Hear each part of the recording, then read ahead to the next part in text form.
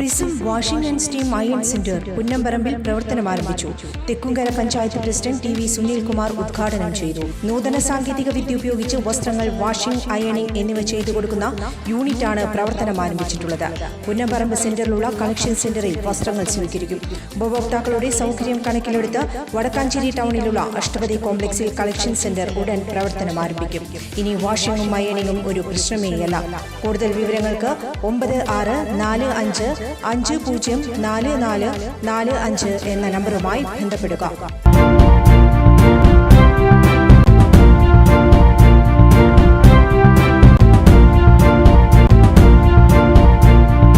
നമസ്കാരം, any time ന്യൂസിലേക്ക് സ്വാഗതം. ഞാൻ തനുശ്രീ. ഹേമ കമ്മിറ്റി റിപ്പോർട്ടിൽ സാംസ്കാരിക മന്ത്രിയുടെ നിലപാടിനെ പരിഹസിച്ച് സാഹിത്യകാരൻ ടി പത്മനാഭൻ. സജി ചെറിയാൻ്റേത് നിഷ്കളങ്കമായ സത്യപ്രസ്താവനയെന്ന് അദ്ദേഹം പരിഹസിച്ചു. തിമിംഗലങ്ങളെക്കുറിച്ചുള്ള വിവരങ്ങൾ ഇപ്പോഴും ഇരുട്ടിൽ തന്നെയാണെന്നും പല കടലാസുകളും എവിടെ പോയെന്നും പത്മനാഭൻ ചോദിച്ചു. കൊച്ചിയിൽ DCC പരിപാടിയിലായിരുന്നു അദ്ദേഹത്തിൻ്റെ അഭിപ്രായ പ്രകടനം.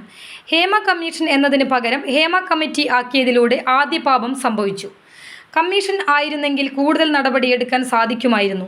ശിക്ഷാ നടപടി ഉൾപ്പെടെ സ്വീകരിക്കാനുള്ള അവസരമുണ്ടാകുമായിരുന്നു. ഇപ്പോൾ പുറത്തുവിടുന്ന കടലാസ് കഷ്ണങ്ങളിൽ നിന്ന് ഒരുപാട് ബിംബങ്ങൾ തകർന്നു വീണെന്നും പത്മനാഭൻ പറഞ്ഞു. ധീരയായ ആ പെൺകുട്ടിയുടെ പരിശ്രമമാണിവിടെ വരെ എത്തിയതെന്ന് അതിജീവിതയെ പ്രകീർത്തിച്ച് പത്മനാഭൻ പറഞ്ഞു. എന്നാൽ അതിജീവിതയുടെ കേസ് എവിടെയും എത്തിയില്ല. ഹേമ കമ്മീഷൻ റിപ്പോർട്ടിന്മേൽ സർക്കാർ 4.5 വർഷം അടയിരുന്നു. ഇരയുടെ ഒപ്പമെന്ന് പറയുന്നുണ്ടെങ്കിലും സത്യത്തിൽ അങ്ങനെയല്ലെന്നും പത്മനാഭൻ ആരോപിച്ചു. News desk, any time news. കൂടുതൽ വാർത്തകൾക്ക് ഞങ്ങളുടെ ചാനൽ സബ്സ്ക്രൈബ് ചെയ്യുക, ഫേസ്ബുക്ക് ഫോളോ ചെയ്യുക. വാർത്തകൾ വേഗത്തിലറിയാൻ എനി ടൈം ന്യൂസ്.